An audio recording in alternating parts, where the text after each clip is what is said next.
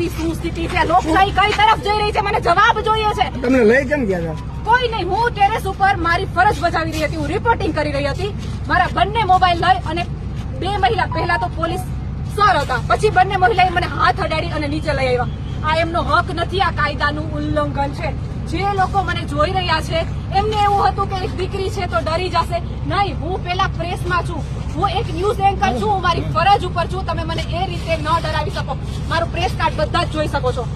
BS9 માં છું અને આ રીતે જો પ્રેસ વાળા સાથે આ રીતના થતું હોય તો આમ આદમી સામાન્ય જનતા સાથે તો શું થતું હશે તમે વિચાર કરો. મેં દ્રશ્યો જોયા છે જે રીતે ટેરેસ ઉપર ચડી લોકોના ઘરમાં ઘૂસી લોકોને મારવામાં આવ્યા છે, તમે જોઈ શકો છો. જે નિર્દોષ લોકોને પણ ઘરમાં ઘૂસીને પકડીને મારવામાં આવ્યા છે એ વિશે તમે શું કહેશો? જે લોકોને કાંઈ પણ ખબર નથી, પોતાના ઘરની અંદર બેસતા હતા, તે લોકોને પકડીને લાઠીચાર્જ કરવામાં આવ્યો. તંત્ર એટલું બેદરકાર છે સામાન્ય જનતાનો કે માણસાઈ નથી. હું એમ કહું, ટૂંકમાં માણસાઈ જ નથી. મારી પાસે શબ્દો નથી. આ ઘટના આજે જે હળદર ગામમાં જે ઘટના બની છે એને વિસ્તારથી જણાવવા માટે મારી પાસે શબ્દ નથી. જો મેં તમને કીધું ને, એક મીડિયા, એક પત્રકારની જો આ રીતે સ્થિતિ થઈ શકે તો તંત્ર શું ન કરી શકે.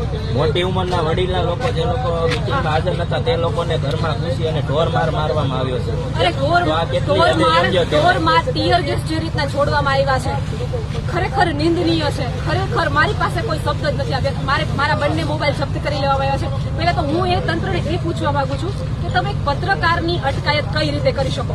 ક્યાં કાયદા હેઠળ તમને આપવામાં આવ્યું છે? મેં મારો પ્રેસ કાર્ડ, તમે એમ કીધું કે હું શંકાના ઘેરામાં છું, આ મારો પ્રેસ કાર્ડ મારા ગળામાં મેં પહેરેલો હતો, તો કઈ રીતે, શા માટે? કોઈ આરોપ નહીં. હું ટેરેસ ઉપર રિપોર્ટિંગ કરી રહી હતી તો મારા બંને હાથ પકડી અને મને નીચે લઈ આવવામાં આવ્યું.